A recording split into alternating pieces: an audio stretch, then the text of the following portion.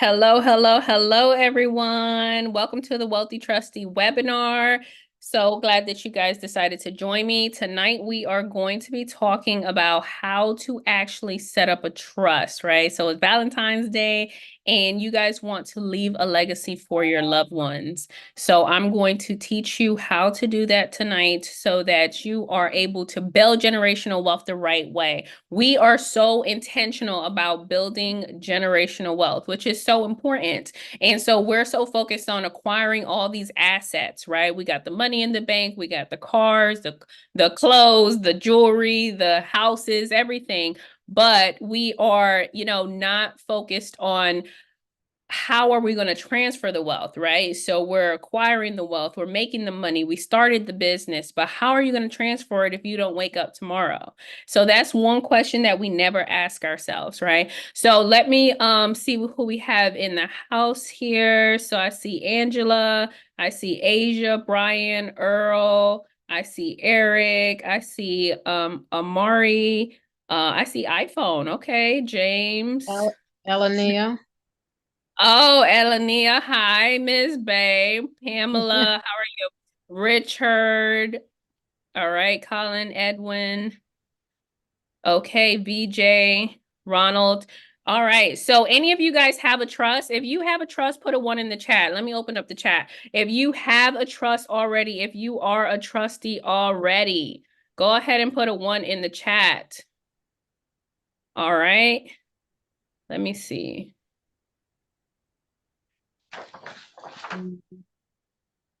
All right, Angela, Curls. Talk Money Coach. All right, awesome. All right, let's see.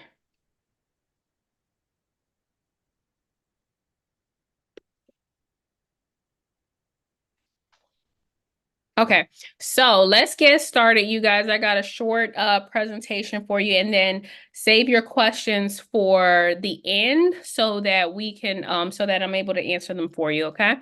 So let's see, let me share my screen here. All right. And it's Valentine's Day. You guys have plans for Valentine's? Anybody did anything earlier today, or you got plans tonight after this webinar? Bought me some champagne and some candy for myself. Awesome. Okay, I love it. I love it. That's great. Yes, awesome. All right, so let's dive in. So anyways, my name is Christina. Let me introduce myself one more time. My name is Christina Yvette. Okay, I am a trust strategist, so I help people create their legacy. Okay, so they create a trust estate so that they can protect their assets. Okay, and the way that I got into actually setting up a trust or being a trustee per se is by way of real estate. So I was actually a registered nurse. I was a nurse for 8 years, you guys, and I love nursing, but the thing about it was that it's hard work, right? So I was actually working paycheck to paycheck. I was working 5 days a week, 12-hour shifts. And at that point, I had a 1-year-old baby. And so I realized that I was spending more time with my coworkers than I was with my 1-year-old baby. So I knew that I had to get passive income, residual income, another stream of income, start a business, and that's exactly what I did. So I went to a seminar where they were teaching about real estate investing. I signed up for mentorship to learn how to flip houses. And I created a real estate investment firm and I started flipping houses like 6 months after that seminar. And my first property that I flipped, I bought it for $89,000 and I sold it for $235,000. But before I even purchased this property, my mentor told me, put that house in a trust. Why? Because it was a liability, right? Why? Because although it's an asset, it's going to be renovated. Some of these contractors and subcontractors, they could get injured. Anybody can sue you, right, and try to take away your property. And you didn't want to keep it in your personal name. And so I end up putting that property under a trust. And that was in 2015. I was 25 years old at that point in time. And so I thought that it was vitally important because I didn't want to be taken advantage of, especially me purchasing my first investment property. So that's how I became a trustee, you guys. So I have been a trustee for, this is going to be my ninth year, and been teaching other people and empowering them on how to become a trustee, how to actually create their estate so that they are, able to transfer their wealth properly without having to avoid probate, right? So anyways, let's dive in. Let's dive in. And the first thing that I want to talk to you guys about is what is a trust, right? Because a lot of us, we hear the term trust, but we don't know exactly what it is. And so a trust is an entity, just like you are an entity. So a trust is seen as a living, breathing entity, and it is actually seen in society as equivalent to a human. So basically, a trust can do anything that a human can do. So if a human can build credit, a trust can build credit. If a human can buy a house, a trust could buy a house. If a human could open up a bank account, a trust could open up a bank account, right? So there's no real limitations on what a trust can do. The only thing is that a trust needs an authorized representative, which is the trustee, to be able to operate and sign on behalf of that entity, okay? So we know that it is an entity, okay? Now, there's two parts to a trust. So a trust is actually a contract, okay? And there's several different parts to this contract. The two that I want to introduce to you right now is one, the declaration. So that's the first section of the contract where you're declaring what it is and you're declaring what it is not. So you're declaring that it's a private contract and you're declaring that it is an entity, right? And then you're declaring that it is not an LLC, it's not a partnership, it's not a corporation, it's not a joint venture or anything like that, okay? So that's the declaration part of the actual trust, okay? And you're also declaring what type of trust it is too, which we'll go through in just a minute. After the declaration, you have the indenture. The word indenture means agreement because this is an actual contract, which is an agreement, okay? And so with that agreement, that is where in the indenture is where you're going to put all of your provisions. So that is the rules and regulations of how the trust is going to be operated. And the trust is going to be operated by the trustee, okay? So that is what a trust entity is. With a trust, you have an establishment date. So that's the day that you are creating it.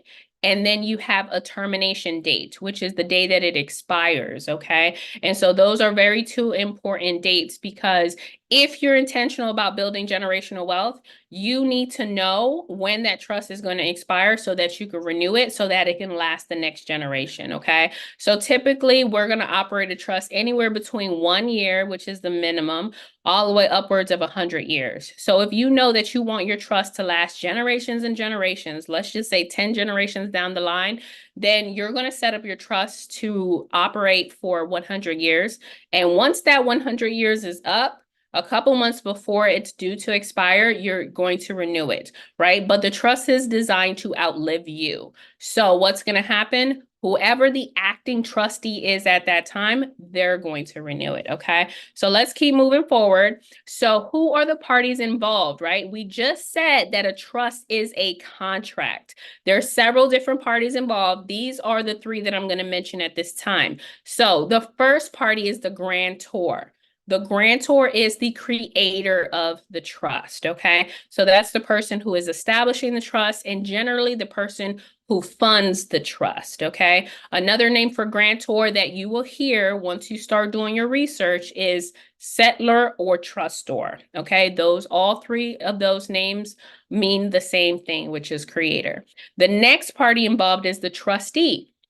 The trustee of the trust is the person who has all the power, all the control. That's the individual or group of people who actually operate the trust on a day-to-day basis, okay? So they're the ones who are signing on behalf of the trust, who are acquiring assets, who are liquidating assets, okay? So that is super important to note, okay? So So that is super important to know. The next party involved is the actual beneficiaries, okay? So the beneficiaries are the inheritors of the trust, okay? Or the assets that are in the trust, right? So the assets that are in the trust are going to be held in the name of the trust.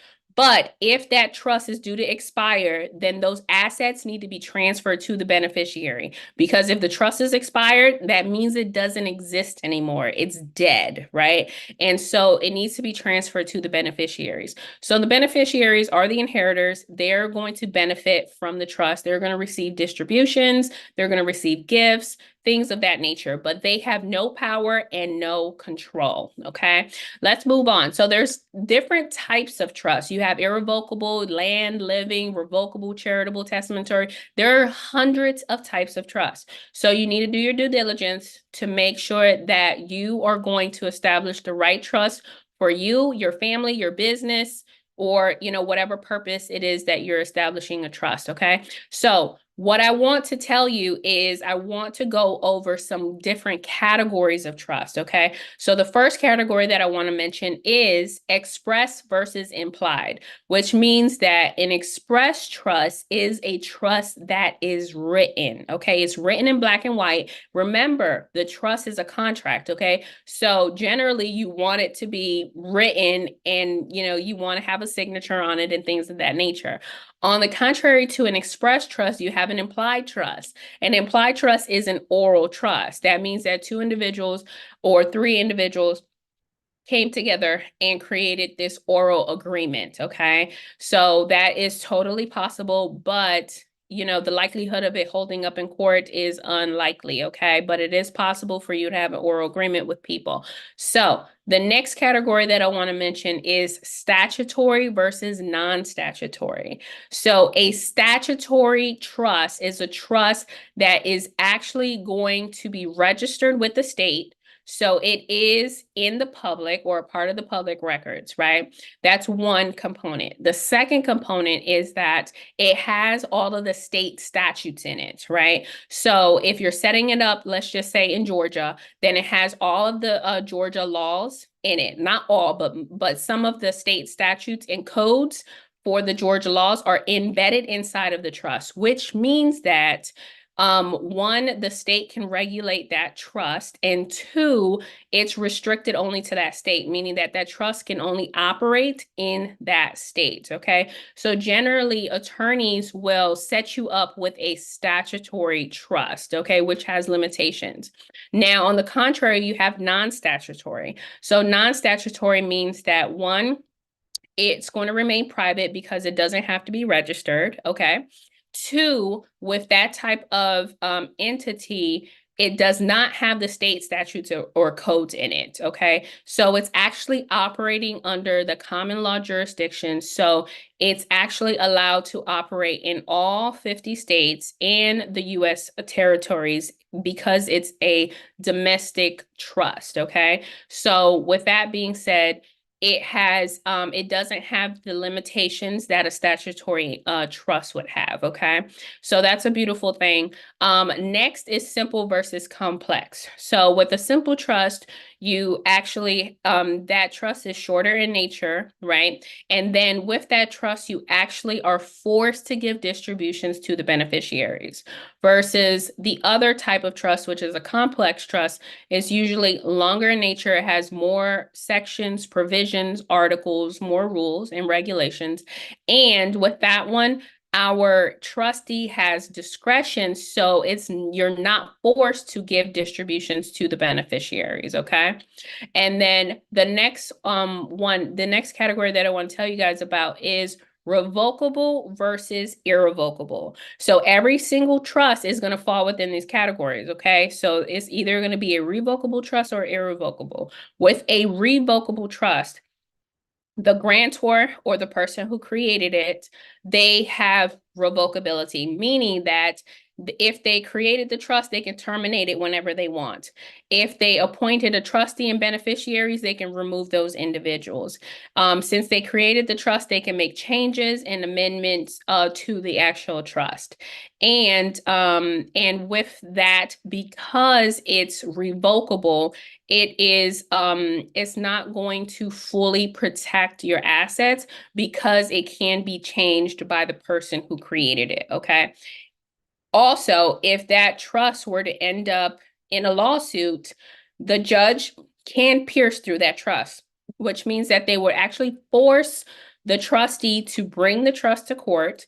And then that now will become part of the public records because of the court case. Okay. So the opposite of that, right? On the contrary to that is an irrevocable trust.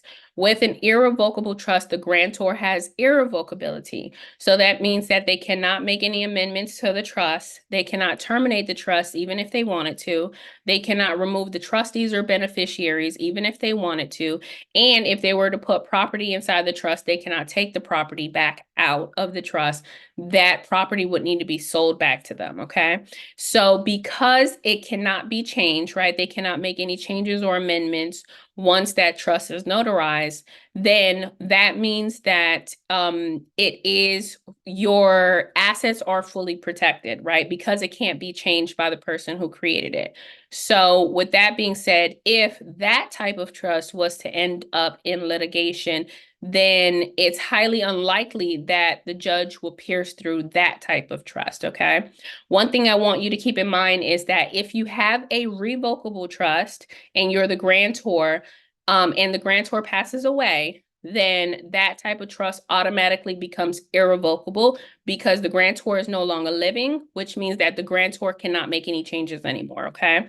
So with that being said, the type of trust that I recommend from all of those categories is an express trust that's written, a complex trust, a trust that is non-statutory, so it doesn't have any of those codes in it, and that is irrevocable so that your assets are fully protected and it won't be pierced in court, okay? That is what we call a bulletproof trust, which is the type of trust that you want, okay?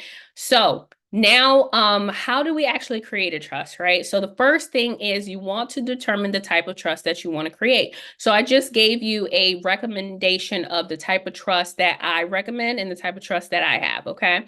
Number two is you want to determine the trust name, right? And so when it comes to you naming your trust, one, do not have to have the word trust in the name of the trust, okay? So it doesn't have to be 123 Main Street Trust. It doesn't have to end in trust like the other entities, LLC, corporation, things like that, okay? Another thing is that with your trust, you're actually using it for the purpose of privacy, right? That's one of the reasons. And so you do not want to name the trust after yourself, okay? Because that's pretty much a dead giveaway and people are going to understand and know that you're associated with that trust because the trust is literally named after you, okay? So that is doing yourself a disservice and your family, and you want to keep it very generic with your names. You can use abbreviations, you can use phrases like family, generation, dynasty, legacy, holdings, corp, co, company, things like that, okay? So now that you've created a name, what you want to do is it's time to start actually creating your trust, right? And so you're going to create your trust agreement, but you have to appoint certain parties. So the first party that you need to appoint is a grantor, right? So if you are going to create an irrevocable trust, you do not want to be the grantor of that trust because you cannot serve as the creator and the controller. You have to choose one position. So the most vital position for you to choose is for you to be the trustee, the one who is operating the trust, who's controlling the trust. So what you have to do is you have to appoint someone else to be the creator on paper, okay?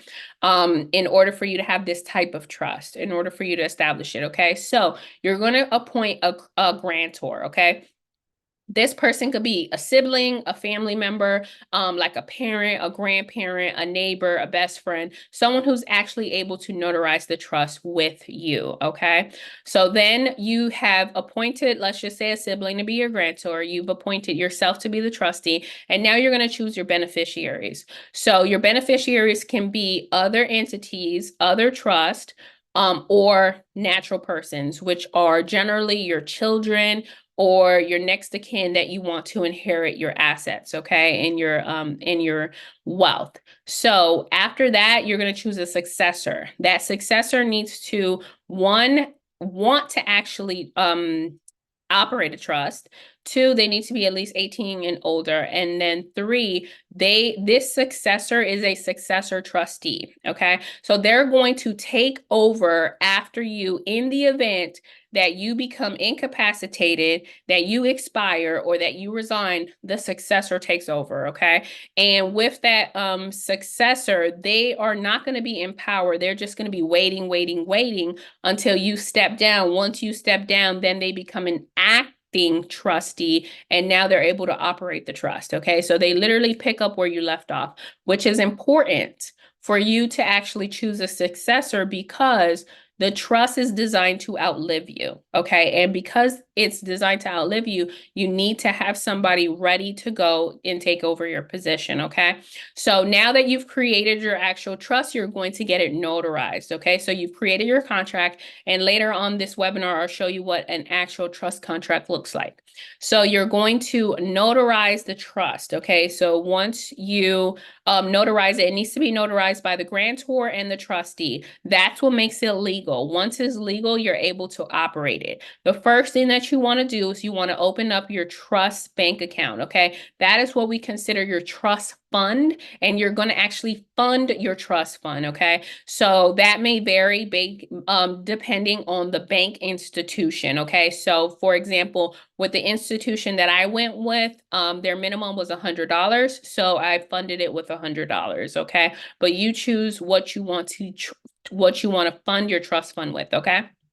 So there's a couple things that you need. One, you definitely want an EIN number in order for banking purposes. And two, you want a certificate of trust. Okay. So that is the proof of identity that the actual trust exists, because since it's not registered with the county or state, they're not able to look it up to make sure that it's a legal entity. So you're going to provide them with a certificate to let them know, hey, this entity is legal, but it's private, so I'm not going to show it to you, but you can go ahead and open up a bank account under this name. Okay.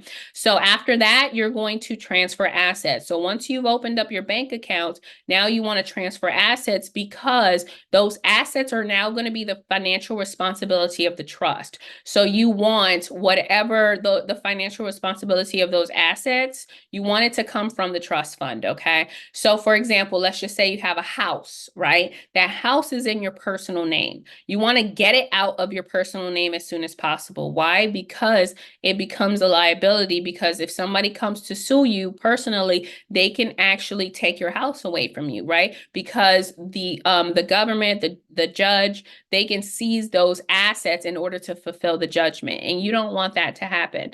So what you're going to do is you're going to do a quick claim deed, and you're going to gift that property over to your trust. Okay. And so now that the property is in the name of the trust, it's the financial responsibility of the trust. So the trust is going to pay the mortgage, the utilities, the taxes, the maintenance, and everything else associated with that property. Okay. So let's move on. Asset protection is the number one reason why you want to trust. And then maintaining your privacy is the second reason, right? So you, like I said, you're building the wealth. You have to protect the wealth that you're building, right? So what can a trust actually protect you from? Well, it can protect you from bankruptcies. It can protect you from divorce, from foreclosures, from heavy taxation, from lawsuits, from probate, okay? So for example, divorce, right? Divorce is a transfer of wealth, you guys. So it is a lawsuit between two spouses, okay? And in this lawsuit, anything that's in your personal name is going to be included in that divorce. So the house, the car, the 401k, all of these things, right? But the beautiful thing about having a trust is that whatever is in the name of the trust, all the assets that you have in the trust will not and cannot be included in the divorce, okay? So if you have 10 properties, 10 houses, 10 bank accounts, $10 million, whatever it is, it cannot be pulled into that divorce, okay? So that is a beautiful thing. That's why I'm telling you that you can actually, it can actually protect you from, it can actually protect you from the divorce, okay? So, another thing is heavy taxation, right? With heavy taxation, we are actually, some of us are giving away half of our income to the IRS.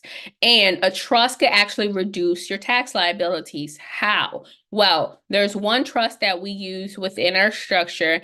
It is a 508c1a designated trust, meaning that it's actually tax exempt. Okay, so it's a mandatory exception for not having to file for a 501c3.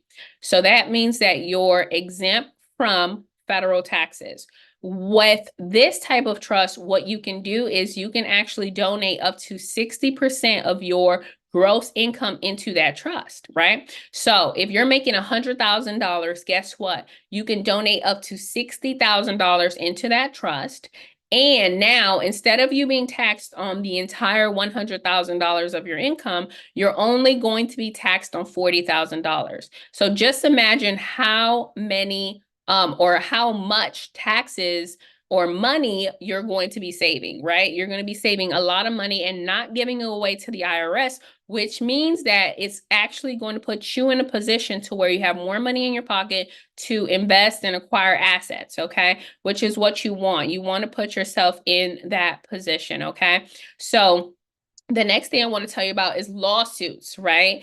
And what I want you to know is do not wait to get sued before you decide to protect your assets, okay? So with this, one example that I like to give is if you guys have an LLC, right?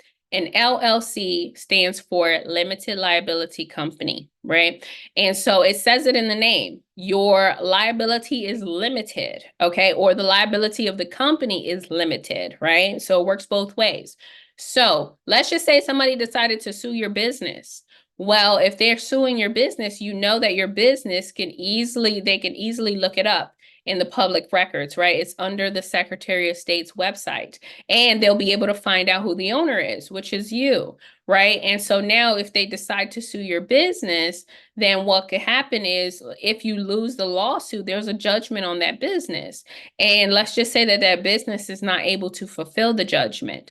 Well, the judge can decide to pierce through that corporate veil of protection and actually go after the owner of the business for their assets, okay? So that means that they're going to pierce through the business. They're going to obviously know that you're the owner. Now they're going to go after your assets, meaning your house, the money in your bank account, right? And so they can actually garnish your wages inside of your bank account, or if you have W-2 income, and they can seize your assets. So they can seize your house. You don't want that to happen. And so you need that first layer of protection, okay? That first layer of protection is going to be a trust. So instead of you owning your business, instead of you having your name on there as the authorized member, what you're going to do is you're going to remove your name and you're going to put the business trust as the authorized member of that business or the shareholder, okay? And now you're going to be protected, okay?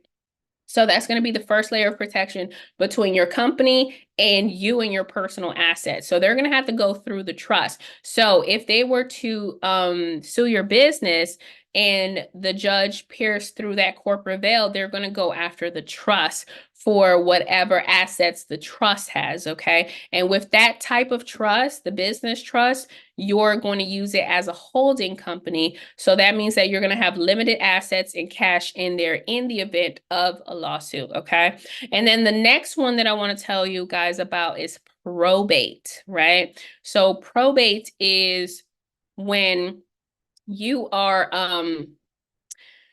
let's just say that you have a house, right? You have a house, you have a car, you have student loan debt, credit card debt, you have six figures in the bank, all of these things, right? and you didn't wake up tomorrow and you had a will, right? A lot of people think that a will is good enough, but a will is not, right? A will is a wish list, and you're just basically putting on paper, who gets what, right? And so a will can't own anything. And so a will cannot avoid probate. It will end up in probate, right? And so the only way to avoid probate is by you actually creating your own estate. So let me walk you through this process, right?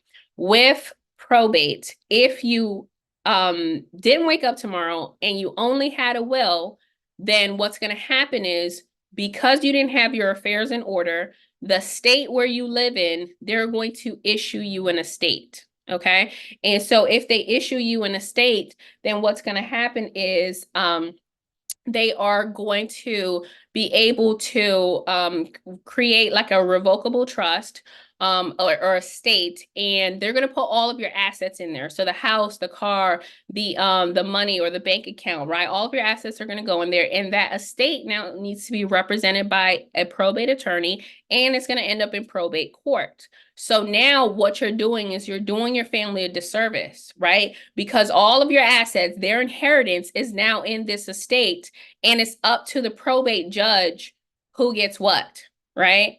And you already knew that you wanted your children or your loved ones to inherit your assets, right? But you didn't have your affairs in order. And so with that entire process, what's going to happen is the first thing that the judge is going to approve is for your debt to get paid. So the student loan debt, the credit card debt, the auto debt, all that stuff is going to get paid first, okay?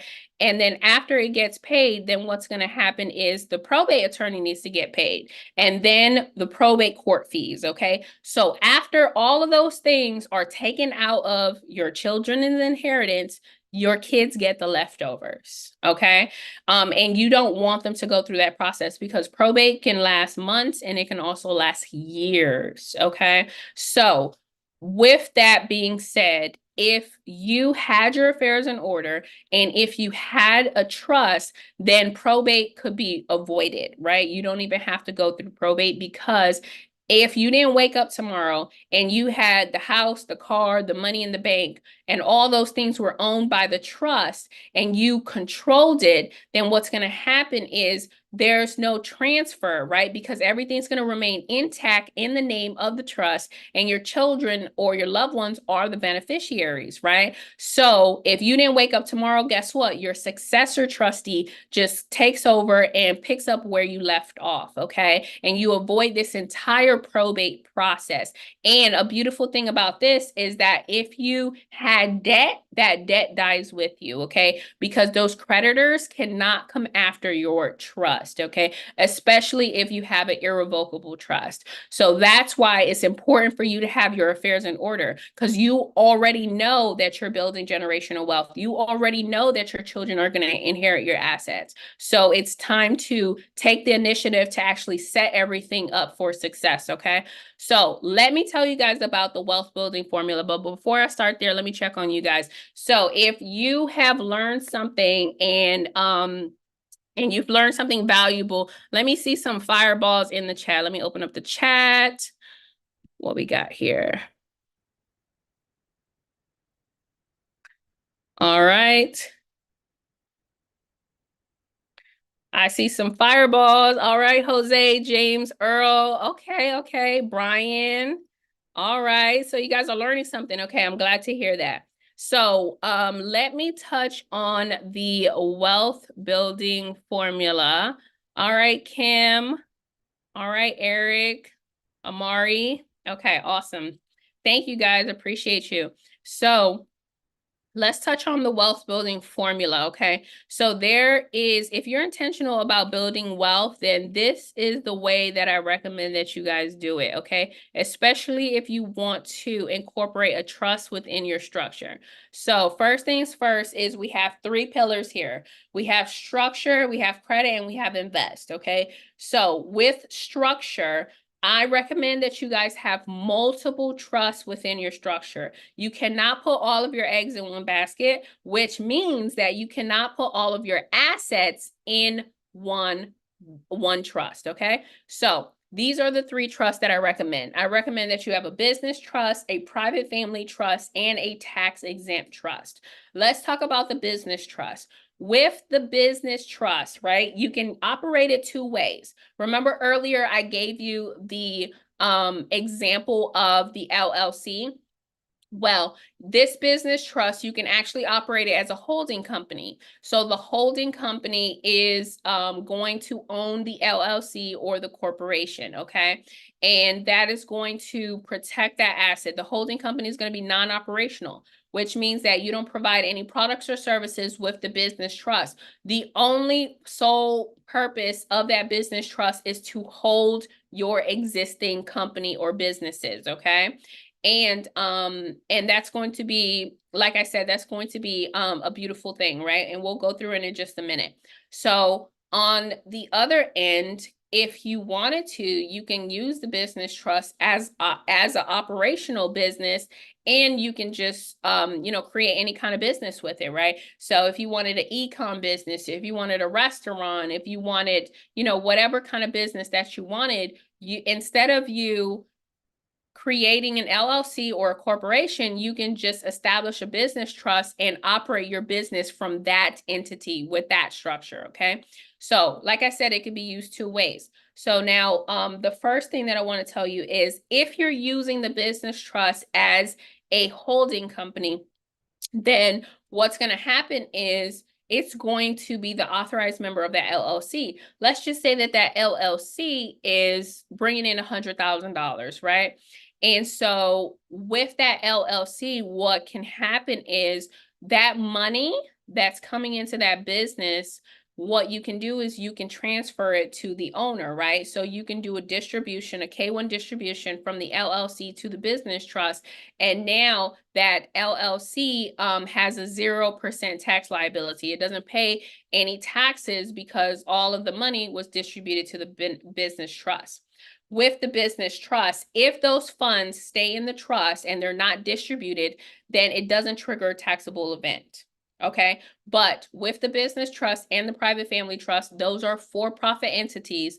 They are required to pay taxes. So they're actually required to file a 1041, right? So you as an individual, you file a 1040, and a trust is seen also as an individual separate from you, and it files a 1041, okay? So with that being said, if the 100,000 comes in from the LLC, then what you can do is you can deduct your operating expenses, and then you'll be able to pay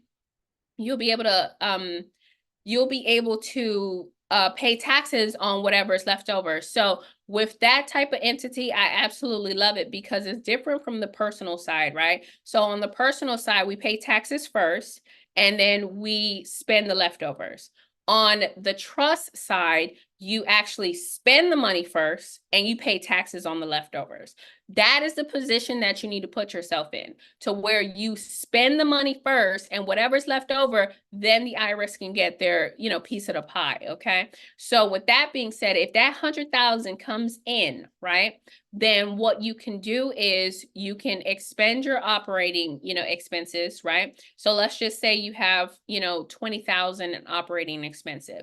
So now you have $80,000 left, right? So with that $80,000, you're going to be required to pay taxes on it, right? And so the tax bracket for a trust, it depends on the income, but it could be anywhere between 10% to upwards of 39%, right? And so you really don't want to be, paying that much in taxes. So what you can do is, instead of you paying taxes on the $80,000, you can distribute that $80,000. So you'll distribute it to the beneficiary. So the way that we design it is the beneficiary of your business trust is going to be your family trust, because at the end of the day, you're running a business, but that money needs to be used to sustain your family, right? And so that's why we have the family trust be the beneficiary of the business trust, so that we can flow that money into the family trust seamlessly, okay? So now, instead of you paying taxes on that $80,000, you're going to distribute it to the private family trust. And then on the business trust, you have a 0% tax liability because you expended 20 and you distributed 80. So there's nothing left. Okay. So your when you're filing your taxes is going to go down to 0. So now we're at the private family trust level. Okay. So you just received 80,000 in that distributed income. Okay. And with that, what you're going to do again is your operating expenses, right? So everything that it takes in order to operate your family, right? So whatever it is, the grocery, the mortgage, the gasoline, the car note, everything is going to get expended. So whatever is left over is what you're going to pay taxes on. So out of that 80,000, let's just say you expended it, all of it, and now there's only 10,000 left, right? So you expended 70 and now there's $10,000 left. Well, you would have to pay 10% on that 10,000. Or what you can do, and that's very little. So that's what I'm telling you. You can get to the position to where you can reduce your tax liability extremely low, right? Or almost down to 0 if you wanted to. So instead of you paying taxes on that 10,000 that's left over, you can actually donate that 10,000 to your tax exempt trust. And once you donate that 10,000, then at that point, your tax liability for the private family trust is 0. And for the tax exempt trust, you don't have to file taxes on the federal level, right? Because this type of trust is designated as a 508c1a, which means that it's a mandatory exception to not having to file for a 501c3, right? Most nonprofits, they have to, if they want to be tax exempt, they have to do an application. That application is a 501c3, and then they have to get approved, okay? So a lot of people think that a nonprofit is automatically tax exempt. It's not, okay?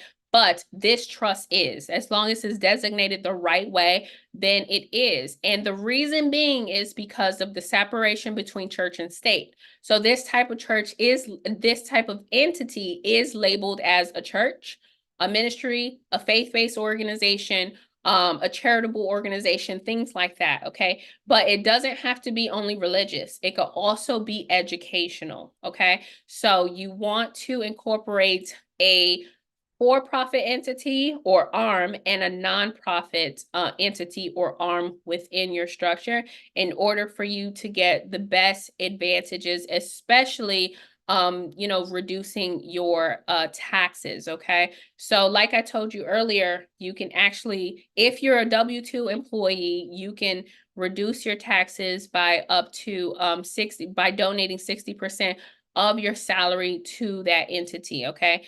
And with that trust, it is automatically exempt from federal taxes, right? So you don't have to report your books, you don't have to report any financials or anything, right? You don't have to even file the taxes, which is the 1041. You're not required to file it, okay? So that's one thing. Another thing is that it can qualify for other tax exemptions, meaning it can qualify for state tax, county tax, city tax, property tax, sales tax, okay? So you definitely want to utilize that type of entity. Let's move on to the next pillar, which is credit, right? So first thing is we have a nonprofit within our structure, so you can qualify for nonprofit grants, okay?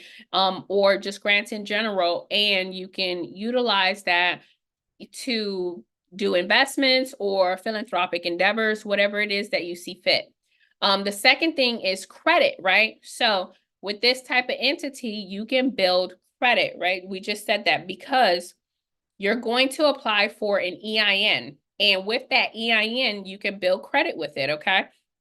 It's going to be the same type of credit on the business side. So the same type of business credit for an LLC or a corporation is the same credit that you would be establishing for the business trust or any one of these trusts, right? So it's based on the EIN. And you definitely want to tap in because you want to put yourself in a position to where you are using OPM, other people's money. You want to use the bank's money. You want to use these financial institutions' money. You want to leverage this credit, leverage, lines of credit, credit cards, loans in order to build wealth. Okay. So if you were to establish business credit for your business trust, then you can actually use that money. You can strip that credit card or that line of credit, and you can use it for what we have on the next pillar, which is invest. You can use it for investments, okay? OPM. So let's move on to invest, right? So these are the investments or assets that I actually recommend, right? So I recommend that you guys get an index universal life insurance policy and real estate, right? So let's talk about the IUL policy. So the first thing is,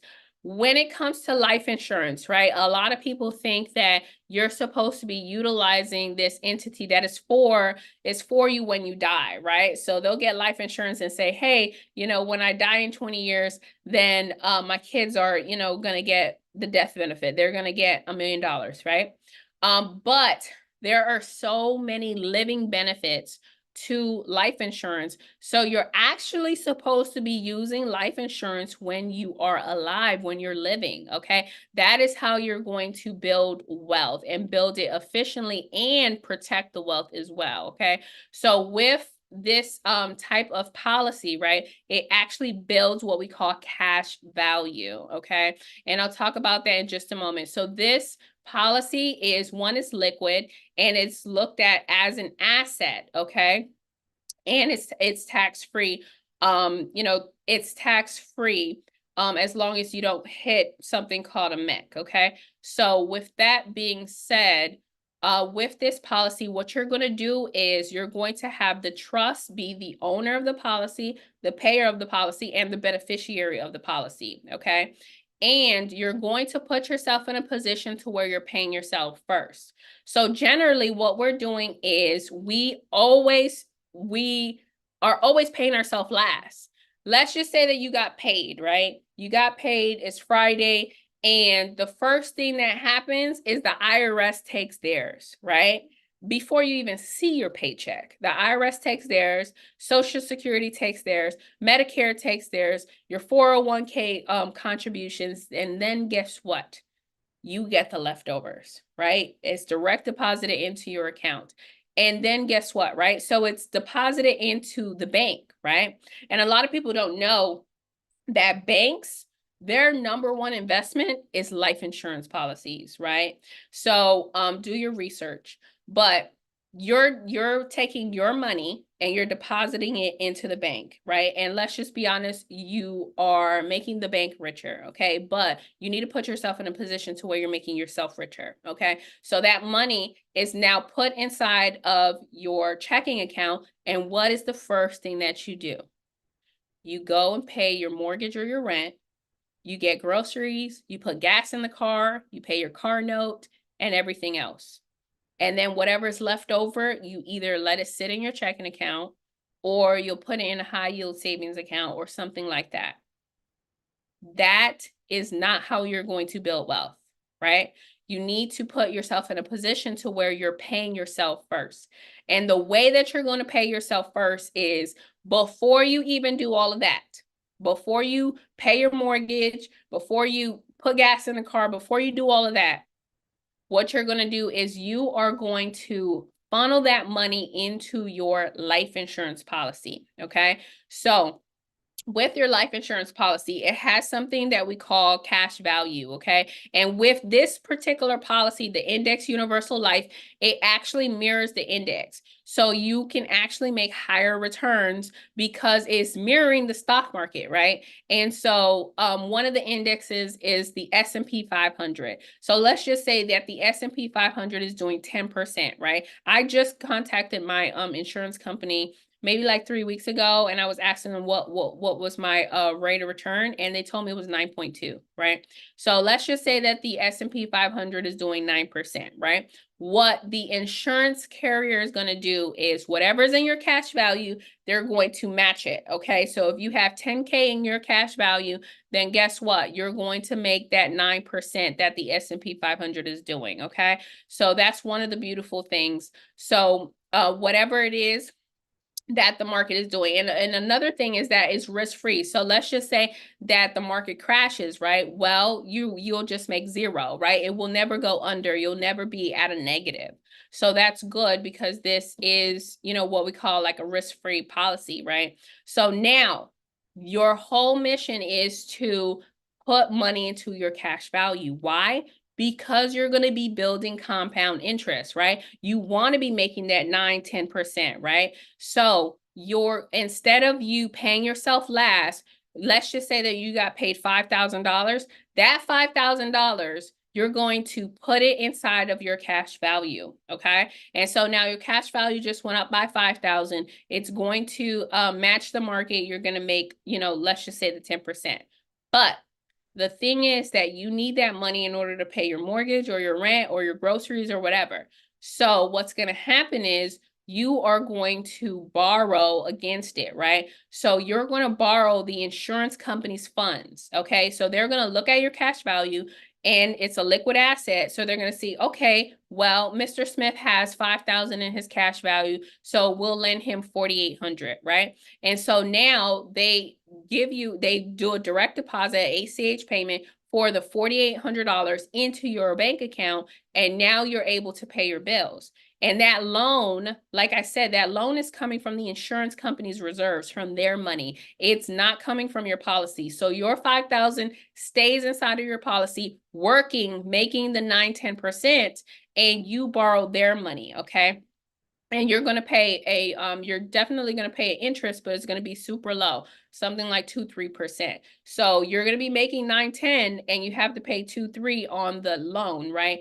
But this loan never has to be paid back, right? Because it's automatically deducted from your death benefit once that time comes. So this is the concept of you paying yourself first. And this is how you're going to build wealth efficiently and effectively, and how you're going to protect the wealth as well, okay? Like I said, your trust needs to own your policy, be the payer of your policy, and the beneficiary of your policy. And I'll talk about that in just a moment.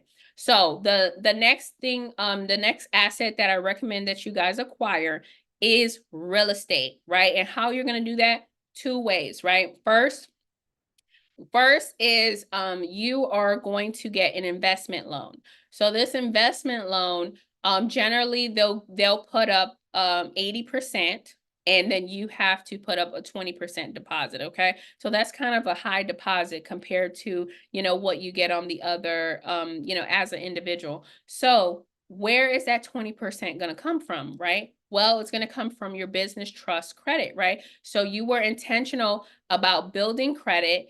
And so what you're going to do is you are going to get a credit card. You know, let's just say you have a line of credit or a credit card for 50,000. You're going to strip that credit card, and now you're going to use it as a down payment for the real estate. But before you use it as a down payment for that 20% down that you need to acquire that real estate, two things. One, you're going to park that 50,000 that you stripped from that credit card. You're going to park it into your insurance policy, okay? You have to flow that money in so that your cash value goes up by 50,000. So now you're getting that compound interest on that 50,000.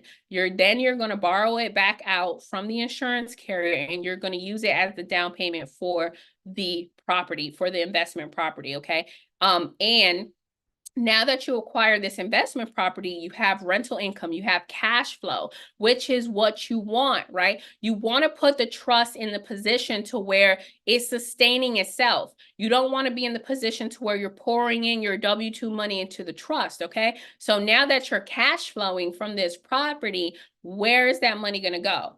First things first is you're going to park it in your insurance policy, borrow it back out, and then you're going to pay your mortgage and the credit card, okay? So that is the way that you're going to put yourself in a position to where you're going to acquire the first two assets for your trust, which is the insurance policy and real estate, okay?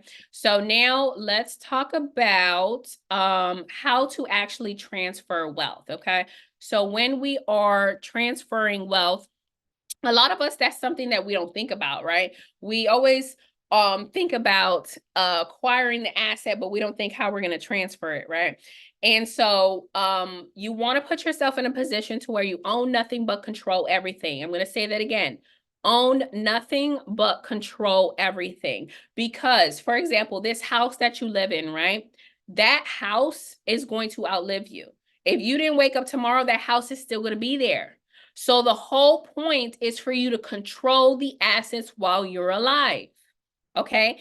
And the same thing with the trust. So you want to put yourself in a position to where you are focused on stewardship versus ownership, okay? It's cute to see your name on the deed, but at the end of the day, that house will be snatched, okay? A lot of I've seen it in a lot of families where the government, the county, right? The city, the state, they will take your property. You don't want that to happen, right? And so instead of you having it in your name, you're going to have it in the name of the trust. You're going to focus on stewardship, which is you being a good steward of the wealth that you're creating, okay? You're directing it in the right way so that it grows and multiplies and it lasts generations and generations, okay?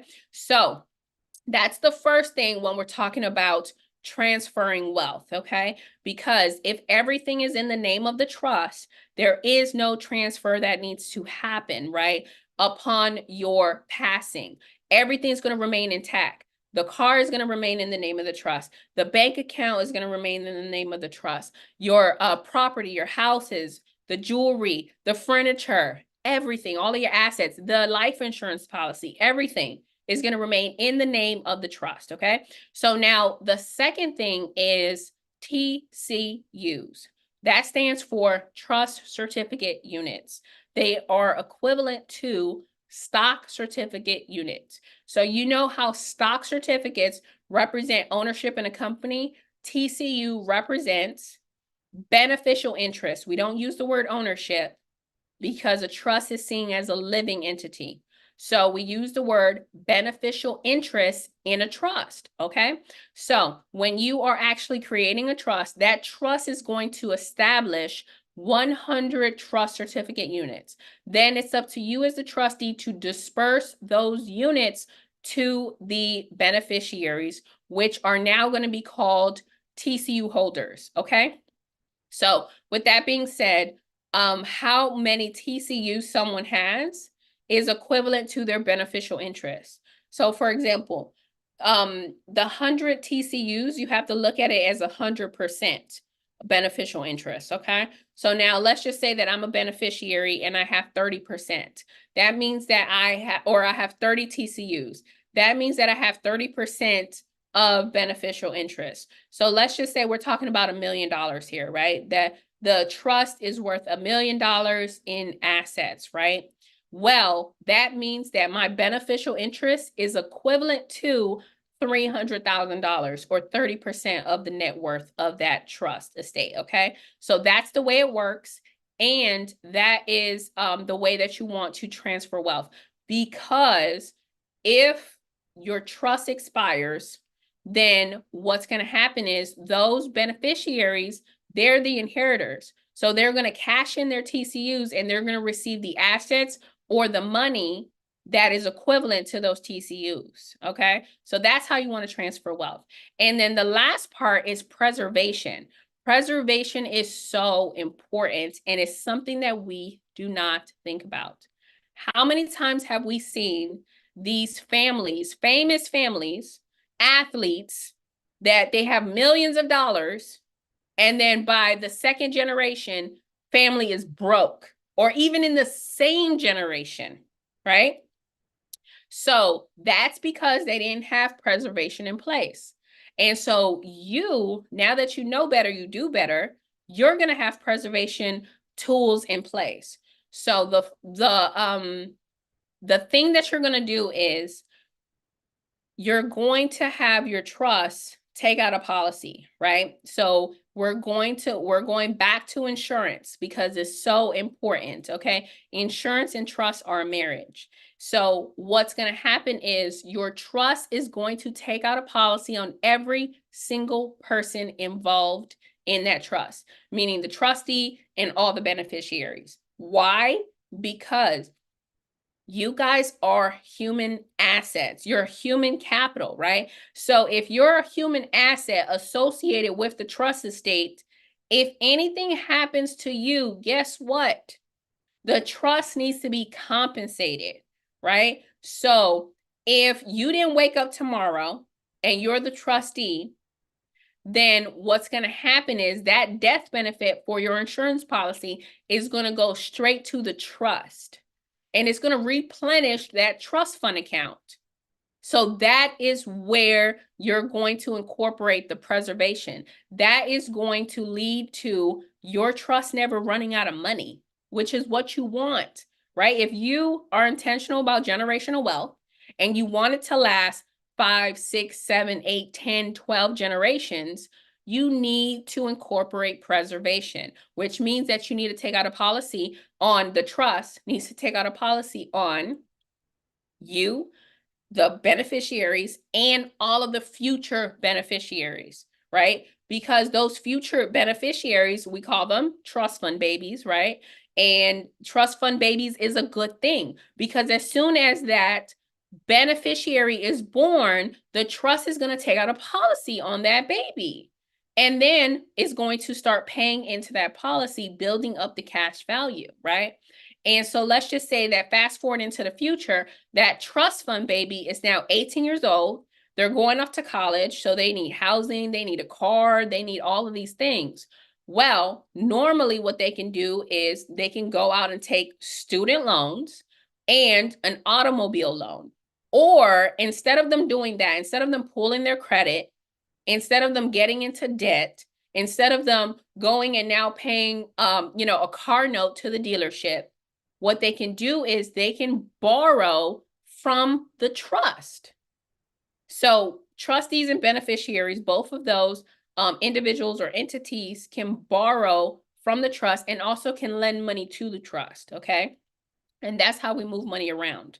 So with that being said, instead of the beneficiary or that trust fund baby going to the dealership and borrowing and taking out a loan and now paying the dealership, $800 a month, what that beneficiary is going to do is request a loan from the trust for whatever they need, right? Let's just say it's $40,000. So now that trustee is going to do a promissory note and cut a check to the beneficiary for the $40,000, right? But it's going to be with interest, right? But instead of them being charged, 10%, they're going to be charged 1.5%, 2%, because they're going to be pouring into the trust estate, right? So now the trust estate has issued a $40,000 loan to that beneficiary. That beneficiary is now paying $300 a month to the trust estate, right? Let's just say that that beneficiary decides to default and doesn't want to pay the $300 anymore, right? Well, what's going to happen is it actually becomes or is a risk-free loan. Why? Because the funds did not come from the trust fund account. It didn't come from the trust estate. The funds actually came from the beneficiary's insurance policy. So what happened was the trustee, once they received that request for the loan, they went and contacted the insurance carrier and borrowed those funds, that $40,000 from that trust fund baby's insurance policy. And so now that money was deposited into the trust fund and the trustee cut the check. So what's going to happen is it becomes risk-free because that loan doesn't need to be paid back. And it's going to be taken out of the death benefit of that trust fund baby. So once that beneficiary dies, then guess what?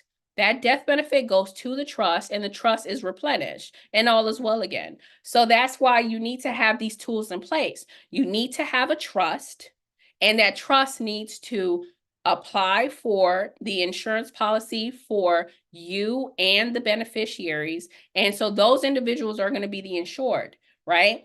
And the trustee, which is you're the one who's controlling and operating those policies that are, in your children's name, in your spouse name, and everything like that. Okay. So it's super important. So these are the books that I recommend. I recommend What Would the Rockefellers Do? That is a really good book. And with that book, it actually teaches you how to incorporate trust and insurance, okay? The next one is The Art of Passing the Buck, Volume 1 and 2. So that's a really good book that teaches you about trusteeship, how to operate. The next one is Family Wealth. That teaches you how to establish a family office, right? You need to be treating and operating your family like a business, okay? And so this book gives you some good tips and tricks. And then the last one is The Complete Book of Trust, okay? So that is a really good book that just shows you the different types of trust so that you can make an informed decision and you can actually, decide what type of trust that you want, okay? So what I want to do is I want to show you a quick video of a trustee that actually took action on the information that we shared tonight, and they set up their trust estate. Well, kudos to you all. Again, Christina, it's been a wonderful experience. I've been looking at your videos on YouTube for a while, and there are a number of people offering trust these days, and I guess that's the big thing. Don't own anything, control everything. That kind of, I didn't say it correctly, but that is the sentiment. And so it seems like the playing field is being leveled now from the rich and people who weren't privy to this information. So thank you for being such a great asset to a community that didn't have this information. And you made it so simple. Thank you for the recordings. Thank you for the step-by-step instructions. Things that we can go back and look at. So we do appreciate you, and thank you, Mondo.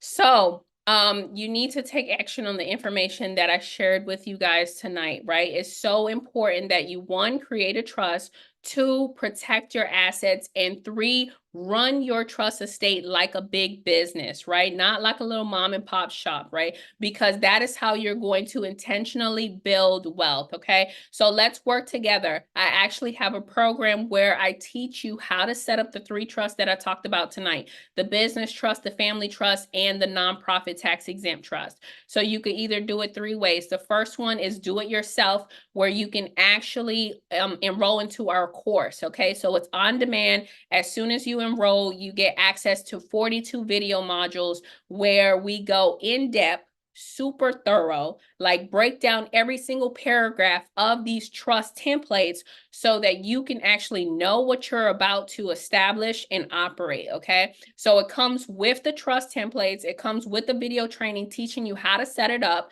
You have lifetime access to the course, and you have resources and ebooks. So the books that I just recommend, some of those books, if you were to buy them on Amazon, they're valued at over $800, right? Like that's the purchase price. With the program, you get it. You get the ebook version complimentary, okay? And then we have resources. The resources are everything that you need in order to operate the trust. So you need to do board meetings, we give you the templates. You need to transfer your house, we give you the quick claim deed templates, right? You need to file taxes, we give you the 1040 forms and the W-9s. We give you everything that you need, literally, okay? And then the last thing is the Facebook community. That is absolutely invaluable. So we have over 200 trustees in our private Facebook community that are helping each other, that are holding your hand through the process, that if you have a question, they will jump in and answer the question. I will jump in, or my program director will jump in and answer your questions, okay?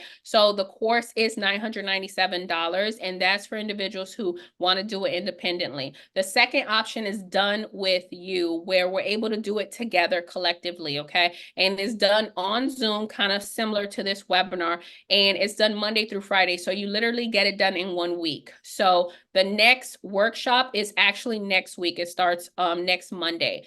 February 19th to the 23rd.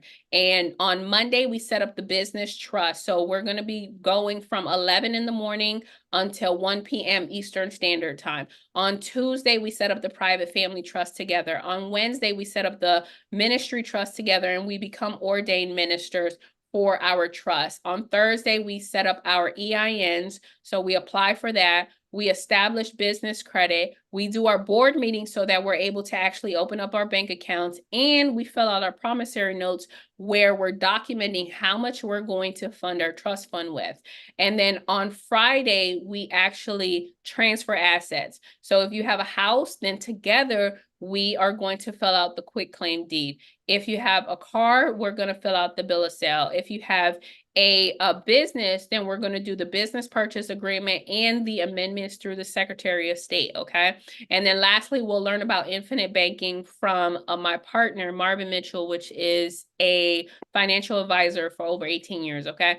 So it comes with the workshop with the with the 5 days, and you get access to the previous recordings, plus you can attend all of the future workshops. So you have lifetime access, and you still get the course, okay? So you still get the 42 video modules, and you still get lifetime access. And the thing with Done With You that I love so much is that we do it as a group. So you feed off of the other people's energy in the Zoom, right? And so if they're asking questions that you thought that you didn't even think about, right? You didn't even know you wanted to know that, okay? And so the workshop is $2,500. And then the last one is Do It One-on-One, where we do private sessions. So it's just me and you privately in a Zoom, and I'm setting up the trust and helping you guys. So it's individualized support, but you still get access to the course and the workshops, okay? So with that, usually it's for people with multiple assets and with a complex, structure, or multiple businesses, things like that, or where you just want that individualized support, right? Which is exceptional. So the private sessions are 10,000, okay? And the thing that I absolutely love is that because it's Valentine's Day, I am actually doing 50% off, okay? So you get 50% off for the next 24 hours. So it expires tomorrow at midnight. And the discount code is VDAY50, okay? VDAY50. So you get 50% off to do it yourself or the Done With You. So this is my contact information. So you can call me at this number. You can visit our website, wealthytrustee.com. You can send me an email, or you can also visit us on social media. So now what I want to do is I want to show you guys what a trust looks like, and then I'll open up the floor for some Q&A so we can get out of here early. Okay, guys? So this is actually what a trust looks like. This is one of the templates that you get. This is our business trust template. It has, it has 51 pages. And so everything that you see in red is what you're going to be customizing, okay? So we make it super easy for you, but this has all of the provisions that you need in order to protect your assets, in order to protect your business, and in order to, to hold up in court, or even any IRS audits or anything like that, okay? So everything that you see literally in the program, I break down every single paragraph so that you understand the contents of what's inside of the trust, so that you know what you're going to be operating, okay? So this, like I said, it's a private contract, okay? And this is what it looks like, and then I'll show you what the actual course looks like. So this is what the course looks like, okay? So you get it with all 3 options.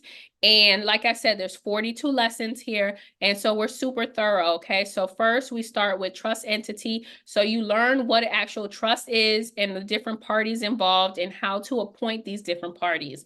Once you have that foundational information, then you're going to start setting up your trust. The first trust that you set up is the ministry trust. So we go through the declarations, the articles, the bylaws, we set up our EINs, then we go through the family trust, and then we go through the business trust. And then we learn about tax strategies so that you can reduce your taxes, okay? Why? Because you reducing your taxes equals you building wealth faster, right? Because that money's going to stay in-house. So we teach you how to operate tax exempt, how to apply for these different exemption statuses, and how to avoid trust tax evasion, right? That's not what we're doing. We're not evading taxes. We're just legally reducing, and we're legally filing our taxes, okay? It just happens to be zero. So, now, last is we actually go through asset protection. So we teach you how to acquire the assets. So the first thing is you're going to take an inventory of your assets, right? Then you're going to create bank accounts, brokerage accounts, whatever it is optional that you want. And then you're going to start transferring assets, right? Because it doesn't matter if you set up a trust, if you don't actually put your assets into the trust, your assets are going to remain or end up in probate, right? You don't want that. So we teach you how to transfer the house, the car, the policies, the businesses, okay? And how to do board meetings. You don't even want to know how many people that I see that are operating companies, right? LLCs and corporations, and they're not doing board meetings, right? So we actually teach you how to do proper record keeping, okay? And then the last thing is wealth creation, where we teach you how to establish the business credit. We actually do have a funding partner that he actually will help you get business credit for anywhere between 50 to 150,000. So we put you in connection with our internal people, right? Because our funding partner is a trustee, a part of the community, right?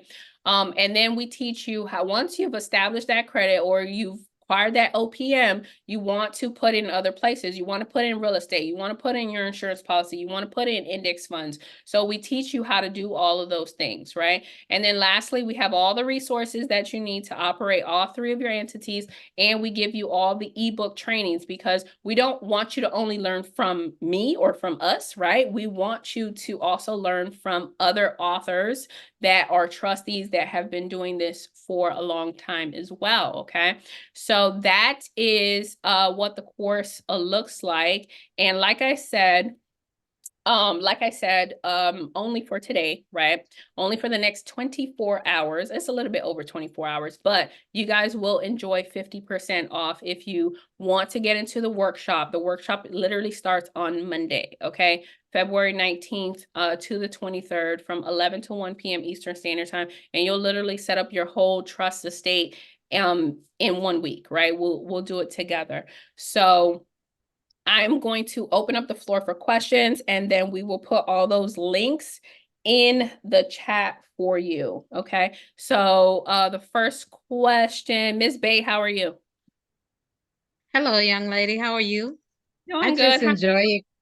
I enjoy you. I just enjoy your classes. I hope that everyone takes advantage of this opportunity because I dealt with someone who I paid $1,200 and they had turned out being scammed. But it was just so happened that Discover, my credit card, they Yeah. reimbursed me the money.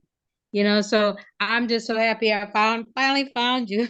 And I wanted my question. I've been doing. I did the private trust, and I did the unincorporated.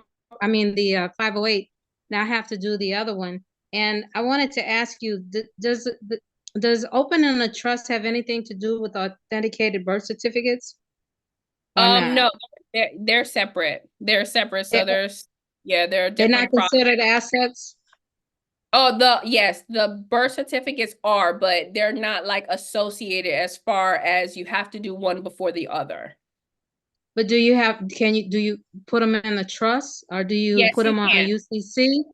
You Do you can do so you can put the birth certificate inside of your trust. It is an asset and you can list it inside of your trust under the Schedule B. Okay, now I also have my mother and father's, they're deceased and their death certificates. Do I do the same thing? Put them under Yes, there you also? Okay. yes, you can. You can do the same thing with those as well. Okay. And the other question, when do you apply for the IUL? Is that after you have the paperwork completely done and the I's dotted and the T's crossed? Is that when you That's a apply? good question. So one, you want to set up your IULs or your, cash value life insurance you want to set it up to where the trust is applying for these policies and you are the insured. So you want to do it where the trust is already notarized and legalized, and you have a Okay, bank account, because the okay, trust is to be the payer of the policy. So you want the money to come from the trust fund into that IUL policy. So okay, that's the point that you want to, be at. And for individuals who already have policies, all you have to do is contact your carriers and let them know that you want to change the ownership and the beneficiary information. Okay. So usually it's just a couple of forms, and their process time varies, but you're able to do that. So if you already have a policy, don't worry about it. All you have to do is just change the ownership of the policy, ownership and no, beneficiary. I don't have an IUL yet, but I'm Okay. interested in it because it's the first time I've ever heard of it. And Yeah. do you know much about it? Like how much each Yeah. beneficiary has to pay? I mean, how Um, much does each beneficiary? What if you got 20? yeah, That's a I know. lot. Yeah, so I mean, so you're actually going to have a policy. Hold on, let me mute Patricia. So you're going to have a policy per person, right? So with your Yeah. policy, you have one individual who you're insuring their life, and that person is labeled as the insured, okay? So Right, it's one right. policy per person. So if you have 20 beneficiaries, you're going to have 20 policies that are owned by the trust, and the trustee Uh-huh. is going to be operating and controlling those 20 policies, okay? So me Okay, personally, have 5 people associated with my trust, so I have 5 policies. Um, okay. And can I dissolve a LLC and still use the name to open, the like you were showing us how to do the EINs? yeah. That's what I'm thinking about doing because they wanted me to do a BOI and I have no idea how to do that. So that's why I was saying I'd rather just dissolve it and do it the way you were teaching it. Yeah, so you can, if you want to, if it's not, vital, if it's optional for you, then you can Yeah, dissolve that LLC, and right. you can establish a business trust with the identical name, and you'll Right. apply for a new EIN under the trust, and then you can continue to operate that business. That's great. That's great. I like that. Thank you so very much. You're I so think that's all the questions. Let's see. You hold us to can you fund? Oh, I think I asked you that. Can you fund with the authenticated birth certificate, or because I have like 5 authenticated birth certificates and 4 death certificates authenticated. So I'm just wondering, are they value? Is this so what are they for? Yeah, so I'm not sure what the value is, right? So you have Right. to fund with something that has intrinsic value, Okay. Okay. right? So like for example, a property, right? Like a land, for example, it has Okay. intrinsic value, right? So I you're got gonna have to determine what the value is behind that asset, and then that will you. determine if you're able to fund the trust fund with that asset. What about silver and gold? Silver? Absolutely, all day, every day. Okay, Yes, cool. Thank you. precious metal. Yes, Thank you very much. Do you have you're to so list them? welcome. Do you have to list each one? Like what it Yes. is? It's a strike and all that? I mean, you want to Or be as not? detailed as possible. So, what I've seen is you can list like how many, pounds or ounces you have, Right. or pieces, however it is, Okay. associated with those precious metals. Okay, I didn't do that on my computer because I don't know who's watching Big Brother on the other side. So I'm gonna do that, by myself, as far as pen and paper, old Okay. schools, you know what I mean? Because they're prying eyes on the computers. Oh, for sure. But thank you very much. You've answered all my So, questions. Thank you so much. you're welcome, Miss Bay. Thank you. All right. So, who else has questions? I know I seen some in the chat, but if you're able to raise your hand, come off mute, answer your questions. I promise I don't bite. Let me see, who's this? Steve. Hey, Steve. Hey, happy Valentine's Day. Happy Valentine's Day. Thank you so much. I appreciate that. Hey, I had a quick question for you. Okay. When you put the property and you do the quick claim date, how does that work? So if you wanted to pull money out, can you still do that, or how does Yeah, that work? absolutely.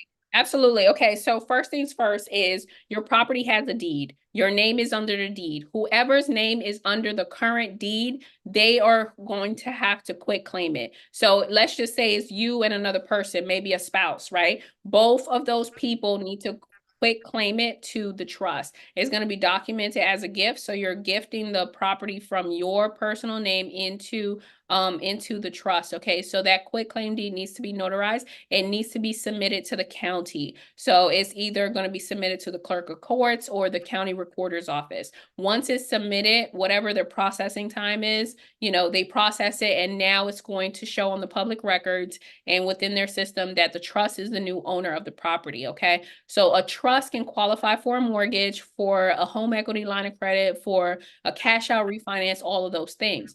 But you have to keep in mind that you have to qualify, right? And so how does the trust qualify? Well, you have to show bank statements, right? Because a trust doesn't get a W-2 or anything like that. So the way that you are actually going to prove the income of the trust and that it makes enough in order to qualify for a mortgage is through the bank statements, okay? You have some programs where you don't have to do tax returns, some where you do. So you want to primarily go to the ones where you don't have to show the tax returns. You just doing the financial statements showing what the cash flow or income is. Okay. But like I said, if you want to pull money out, you can do all of those things with the trust. Another strategy is sometimes it's easier to do it as an individual. So if you are wanting to pull money out, you should pull the money out or get the HELOC or anything like that before you put the property into the trust. It'll just be an easier process for you, especially if you're W-2 and you are providing, proof of income. Now, what if you already have a current mortgage? So the example you gave is if I owned it. What happens if you have a current mortgage? How can you do that or no? Yeah, so the example I gave is if you own it, and you do own it, even if you have a mortgage, you still own it. You still have the deed. As long as you have the deed in your possession, you can deed it over into your trust.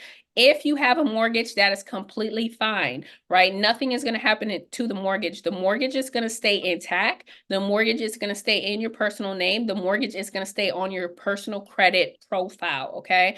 And the house is going to be owned by the trust. And now the trust is going to be the payer of that mortgage. So those payments, so what you can do is you can just let the mortgage company know that the trust is an authorized representative and is going to be the payer or making payments, right? And everything is going to be okay. It's 100% legal for you to transfer your property into a trust. It does not trigger a due on sale clause, okay? Right. So the only thing that triggers a due on sale clause is if you put it from your personal name into someone else's personal name or another entity, but it doesn't trigger a due on sale clause for a trust, okay? Yeah. Got you. Thanks. I All right. appreciate it. You're welcome. Who we got next? Cecilia, how are you? Hi, how are you? Good. How are you doing? Very good, thank you. Amazed with all this information. I have a quick question. I have a personal trust, Okay. but I do have a special needs son. I, how can I tell you? Like, someone once mentioned, like, because I was about to cancel his disability stuff, and they're like, no, no, no, just open up a trust and fund it. Because of course I want to save up for his future. You know what I mean? Because I know SSI is not gonna last forever. Yeah. So what would you recommend me to do? Okay. So is he receiving payments? Yes. Okay, all right. So those payments should go inside of the trust, and he is the beneficiary of the trust, right? Well, I have all my three kids. I don't know if I should just open a separate one just for him. That's what it sounds like. Yeah, you should. You should open up a separate one for him, and then you should have the provisions in place. Because like the ones that we have, they have a clause for special needs. But you Mhm. might want to add more specifically for him and specifically what his needs are going to be. So like let's just say what is his living arrangement going to be? Is he going to be in a facility, an ALF, or any of those things, right? So you want to put those specifics inside of there. But you definitely want to, if you want, you want to fund, you want to funnel that money into that trust, and he is the beneficiary of it. Okay, so don't cancel nothing, just leave it. They're not gonna, as long as I don't say nothing, I don't, they don't find out, correct? Yeah, Because absolutely. it's covered up like in a sealed. I'm sorry, it's because it's all this information is like we're not taught out here. So it's just like amazing. Now I could go help my special need parents. And it's just Yes. amazing. Thank you for doing Yeah. these lives. It's God bless you. Thank you, thank you, thank you, Yeah. thank you. And I'm gonna keep on learning from you little by little. I'm gonna keep on going into your classes. Yes, thank you, Cecilia. I appreciate that, and I'm so glad that you are empowering, your son, your family, and other families as well. Oh no, So yes, definitely. It's like they say. My mom was undocumented, came over here, didn't know nothing, afraid of everything. When I talked about taxes, don't talk about that. Don't talk right. about credit. And it's like, what do you mean? There's a huge benefit behind all this. It comes all together. So it's just like, mind blowing. But thank you. Thank you You're so so much. welcome. You're so welcome. Yeah, it is definitely a mindset shift too, because we were raised in scarcity, we was raised in lack of information. And so now that you guys are setting up your trust, now that you're trustees, you're going to be raising your children to be future trustees, to be successors, right? And so you guys are changing the trajectory of your family. Like your entire family, their life is going to be changed forever because now you're empowering them with this estate that you're creating, right? Building a legacy. That's what this is all about. So this is amazing. You guys are in the right place, right time, right information. Next we have Prince. Hey Prince, how are you? I'm well, and yourself? Doing well so far. Good, good. I have a few questions here. Oh, One being, can your family trust be a 508? you're Can no, you? no. A 508 is a 508. So a Okay, 508 is a ministry trust or a charitable trust or a faith-based organization. It has nothing to do with your family. And the beneficiaries of your family trust usually are your children. The beneficiaries of a 508 cannot be a human person. It has to be an organization, entity, or another charity. got it. Okay, and then I've been hearing this a lot. The spendthrift provisions or clause. Does Yeah. your trust come with that? Yes, it does. It does. It comes with spendthrift provisions, which are there's a lot of them, but there's a few of them that are vitally important. One is you can do an age restriction, right? So, for example, if you have a beneficiary that's a 2-year-old, do they really need to be, receiving a distribution of $10,000 per month? No, right? So you can restrict at what age they are going to receive distributions, right? So if you want your beneficiaries to avoid them spendthrifting, to be age 30 or 25 or graduated from college, you can do that, right? So one is the age restriction. Two is you can actually restrict what they can spend the distributed funds on, right? So if you don't want them to spend it on drugs, traveling, crazy things, then you can say, hey, your distributed funds can only be spent on, real estate, investments, and food, then that's what it'll be, right? And if it's represented or proven that their funds are going elsewhere, then they won't be eligible to receive trust funds. Okay. Other ones is education restrictions if you wanted to do that. Other ones is restrictions on who qualifies to inherit TCUs. So we have a lot of spendthrift provisions because spendthrifting has been a problem for decades. Okay. And my last question here is, I know the other lady touched based on it briefly, but hers was her way of doing it was dissolving her current LLCs or whatever. How would you go about structuring it if one wanted to maintain their current businesses? Like, would you have your UBO be the I know you said somewhere along the lines of being the what is it? Uh, Basically uh, the holding company of that. And Mhm.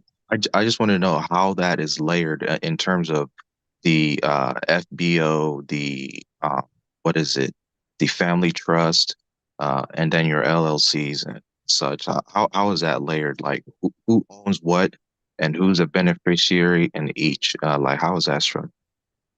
Okay, so I'll briefly touch on this because this is something that you learn in the program, right?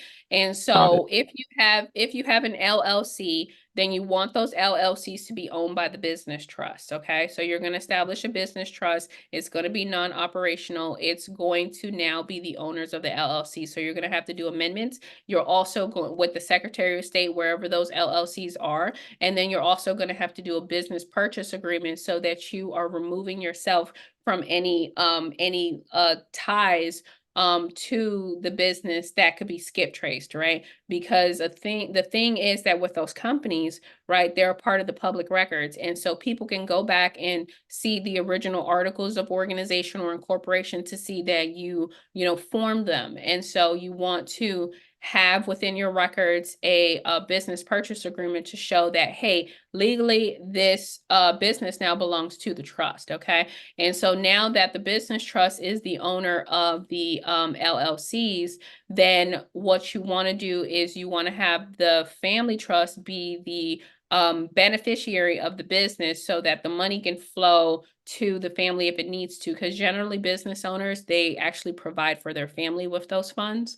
So that's where you want to have that, okay? And then your business trust and your family trust, they're going to both donate to the ministry trust or the 508. The 508, the beneficiary can't be a natural person. So the beneficiary of the 508 will be the family trust, or it could be the business if you want. So some people decide to make it the business, but generally everybody decides to actually make it the family trust, because if you have assets inside of the 508, if the 508 is to be dissolved, then those assets need to be dispersed.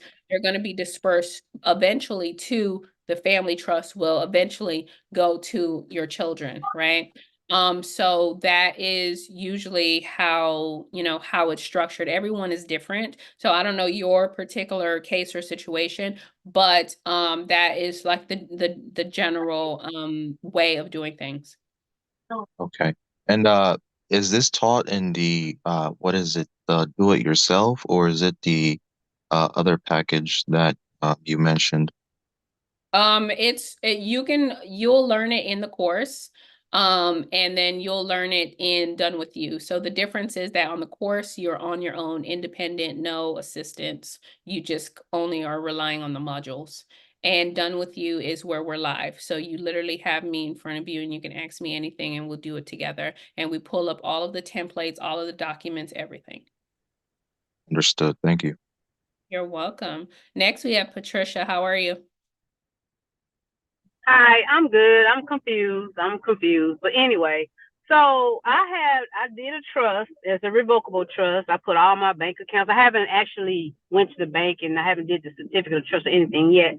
But I decided to listen to what you was gonna say. But I already registered and everything. And now I hear about this ministry trust and I hear about this LLC stuff. And I'm like, okay, what I'm doing now? So anywho, um, I have a revocable I have a revocable trust. So is it best to have an irrevocable trust or a revocable trust? So, And oh, go ahead. um and can you get a EIN number for irrevocable trust? No, revocable trust. I'm so confused. Okay. All right. So let me answer some of your questions. First of all, can you get an EIN? Yes, you can get an EIN for any trust. So it could be Okay. revocable or irrevocable. The Okay. next thing is you don't want to register your trust because then it becomes part of the public records. And then you said which one is better. So as far as it depends on what you want to do with your assets, right? So if Right. you want your assets to be protected, right, and for creditors to not come after your trust, then you want it irrevocable because creditors cannot come after the irrevocable trust, right? They can very Okay. well come after the revocable trust, which doesn't make your assets fully protected in that type of trust. Okay. What did you say? You said don't register. I thought we supposed to register with the county clerk's office. Mm-mm. No, it's not mandatory. You don't have to register. Once you register, then it becomes a part of the public. So no, I highly recommend against that. So your trust is private and Uh-huh. you can fully operate it and do every single thing without it being registered with any state or county. Oh wow. So can I dissolve it and just redo it to be Yeah. not registered? No. Okay. Yes. So how do I Yeah. do that? Yeah, I mean, so you have to have a board meeting and you as the trustee are determining that the trust is going to be terminated. So you terminate it Okay. within your board meetings, you add it to the Uh-huh. trust and now the trust is terminated and then you have to remove the assets. So you have to remove the assets and transfer them somewhere else since the trust is terminated. But how do I terminate it from the county? Because I already registered it. So I'm not sure how your county operates, so you have to contact them. Oh, okay, okay. Yeah, contact them What and know that you registered a trust and that the trust is terminated and you wanted to update, their records. Oh, so I wouldn't need an EIN number then. Well, I still can still get one though for the revocable, right? I still can get an EIN number, right? You can, yeah, but if you're going to terminate it, then I don't think that you have to take that next step, but if you're intending on terminating it. So you want to get an Okay, EIN okay, number or trust that you're actually going to operate and put assets into and open up bank accounts and okay. move money around and things like that. So I will have to change the name and everything because I'm dissolving it, right? Yeah. Yeah. Yeah. I Okay. mean, you could tweak it. You could tweak it. So, you Yeah, don't want it to be identical. No. right, right. Okay. And then like me and my sister have an organization. Well, we don't really we since my mom died, we haven't done anything, but it's called Scriptures. And what we do is we just go out and have like little seminars with women and talk about, things and what's going on in life. And so that could be the ministry trust, right? Absolutely, 100%. That's the best thing that you can do. You can operate that, that ministry, that you have, you can operate it under the ministry trust. And then, you don't have to pay taxes on donations and stuff. Okay, okay. And I don't have to register none of this stuff. It's just like if something happened to me, they just show my kids just show the trust to whomever. Yeah, they don't have to show the trust, so they can, Or the, just do just whatever they do need to do. whatever. Mm-hmm. Okay, okay, but I can still put my bank accounts and all. I can still change all that over to the trust name. I just don't have to register to the state. Correct. Okay, cool. All right. So on you have the $2,500 one. You said 50% off of that, and that Yep. one we can ask questions. Yep, you can ask questions. We do it live together on Zoom. So we're doing it next Oh, week, Monday okay, through Friday. And then you have lifetime access. So you okay, can attend every single workshop that we have. okay. I'm asking because I got scammed a couple of times. And I lost a lot of money. I didn't get no money back. I'm So so I'm like, sorry about okay. that. I'm so Yeah, I sorry like a about that. couple of times. I'm like, okay, I'm not doing this no more. But okay, so we can't. Oh, one more question. I'm gonna let you go. Yeah. What about like 457s and like digital monies and stuff like that, Yeah. What about it? like Bitcoin and all that kind of stuff can Uh-huh. go in as Yeah, well. crypto. Yeah. No IRAs though. Okay, what is the question? No If the trust can own Bitcoin? IRAs. Now no, not retirement. Like if I get a retirement every month. Now no, not that, right? Yeah. Yeah, so a trust can own a brokerage account, right? And the brokerage Right. account can be a Roth. Um, Okay. and then the brokerage account can own securities, right? So stocks, Okay. bonds, things like that. Another thing is Okay. that the trust can also own a brokerage account that owns crypto, right? So your Right. crypto, yeah, like for example, Coinbase, right? You can open up a Coinbase account with your trust. And now the trust Okay. owns the Bitcoin or the Ethereum or the cryptocurrency. Right. And so, yeah, and so then those dividends or those Right. capital gains, they're going to go inside the trust. And as long as they're held in the trust and not distributed, then you don't have to pay taxes on it because it doesn't trigger a taxable event. So Okay. Okay. you want to do that. You want to do that. And we have people in our community that they're like big on crypto and they've already done it and they have chosen to put their brokerage account under the ministry. So Under the ministry? yeah. Oh, I So thought they'd go in the family trust. yeah, I personally will put it under the family trust, but like I said, you have to go based off of your unique situation and how you're running your organization. Oh, it's under the ministry because they don't have to pay taxes. Correct? Is tax exempt. Okay. Yeah, Oh, and I mean, a church can own Bitcoin. That's not illegal, right? right. A Right. faith-based organization, a 508, like that's not illegal. So that's what they chose to do. Okay. I'm okay. I got your information. I'm gonna try to go for the middle package. Oh my gosh. I'm so Okay, tired don't of forget being the discount code, okay? The discount code Oh, is what VDAY50. V what? VDAY. Oh, V Day, VDAY V A and Y. then the number Okay. 50. Then the number Okay. 50. And All if right. you forget, then you can text the number that you received this Zoom link, okay? So if you have any Okay. questions, you can text back that number and my team will respond. Okay. Thank you very much. I had one more, You're but I welcome. forgot. But thank you anyway. Thank you.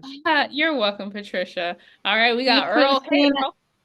I'm getting ready to go. I just Okay. wanted to say I enjoyed. I got to go finish doing my last trust. So Okay. this is Congratulations. yeah, I got one more piece, and then I got to dissolve this other LLC. I'm gonna probably try to keep Prime because they're really professional. They kind of handle you. You just got to pay them, and they'll take care of the business part. But I'm gonna dissolve this other one though. You know what I mean? And then I'm gonna rename it. So I figured it out. I really appreciate you, though. I really do. You're so Thank you very much. welcome. You're welcome. I'll see you I need to soon. be. I need to be an affiliate for real. Yes, yes, get into our affiliate program. So go ahead and click that link, or I could walk Yes, you through ma'am. it. Yeah. All right. All You right. guys take care. You too, Miss Bay. All right. Bye. We got Earl. How are you, Earl? Hey, happy Love Day. It's good to see you, Oh, Christina. thank you. Thank you. So, Happy quick V-Day question. Love Day. Hey, little shoulder shimmy. Yeah. So, it's a quick question. I have some clients and some family members with me, and they're Oh, camera nice. shy, but they all Oh, have the no. same question. So, Oh, their question's really, really simple. okay. If you are a W-2 or W-4 employee, can this Okay. still work for you, even though you're not an entrepreneur with an LLC? Oh, yeah. Wait, okay, so can this still work for you? Yes. So one, if you're a W-2 employee, do you have assets? Right? Do you have like a bank Mhm. account with liquid cash? Do you have like a policy, right? A cash value policy? Do you have a home? Yes, even though you're a W-2 employee. So you just because there is a business trust that's incorporated doesn't mean that you have to use it, right? So some of my W-2 employees they that are students, they do not they choose not to set up the business trust, or if they are setting up the business trust, they use it to build credit, right? Because at the end of the day, you want to acquire assets. So use that trust specifically to build credit. Once you have the credit, use it to fund the assets to acquire real estate. So yes, it will still work for you. Another thing is that if you're a W-2 employee, right? You're in what we call the worst tax bracket, right? Because they Right. tax you first and then you get the leftovers. So you need to reduce your taxes some way, somehow. So you want to definitely incorporate the tax exempt trust so that you're able to donate your income to that trust, and then you're not going to be taxed on 100% of your income. So it works really well for the W-2 employees versus the business owners, because you guys, like I said, are taxed the worst. Okay. It makes dollars and it makes sense. Thank you so much, Yeah. Christina. You're so welcome. Thank you as well. All right, next we have Nanette. How are you? Fine. Can you hear me? I got a lot of Yeah. background going All on. right. Yeah, I can see I'm you and I can hear you. And I like your little headset and your microphone and everything. Thank you. I think you Yes. answered a lot of the questions already, and Okay. I think I'm probably asking again. But I have a C corp, Okay. and I like the idea of putting it into a business trust. I guess that would Yes. be the holding company. Yes. And I heard you say that you have forms that can change all of that with my C corp, right? Yeah. in Yes. your in your package. Okay. And then with the business trust, the holding company, I can go after credit for the business trust holding Yes. company, correct? Yeah, Okay. exactly. So you could build credit with your corp, and then you could also build credit with the business trust, and now you're leveraging two credit profiles. Oh wow. Then also Mm-hmm. I did a my mom passed a couple years ago, so we put our property in a living trust. I hate to say that, I had legal Zoom to do it. Okay. So do I need to do another trust to make it more of a family trust, or do I build on it if I want to add Yeah, more you property to that trust? Yeah, so if it's a living trust, unfortunately, a living trust can end up in probate if any of the beneficiaries contest the living trust, okay? Okay. So if you want, you can deed it over from a living trust to an irrevocable trust so that that house is fully protected, because it's not fully protected under the living trust. The living trust just just helps with avoiding probate if it's not contested. But Thank you. it doesn't help with creditors, coming after the assets. Thank you so much. I look You're forward so to doing your course sometime. Got a lot going on, but I'm definitely gonna utilize your services. okay, sounds good. I'm so glad that I was able to help. All right. Earl.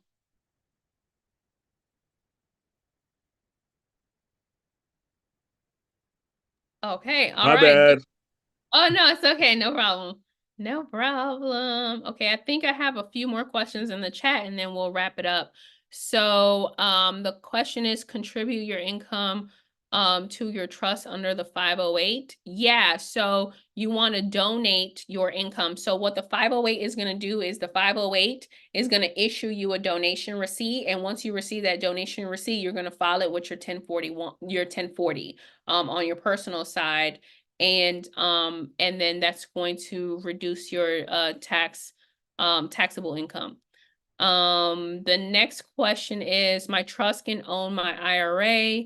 I have with a principal company. So if you have a 401k, your 401k is with your company, it's in your personal name. And generally with the 401ks, they don't let you have a 401k under a trust, right? It has to remain in your personal name. And usually they don't let you liquidate it or roll it over if you're still actively with that company and that company is like contributing to your 401k. Okay. So what you would have to do is, if you had a 401k and you're able to roll it over, then you want to roll it over into a Roth IRA, and that Roth IRA can be owned by the trust. Okay. So it takes a couple of steps, but it could definitely be done.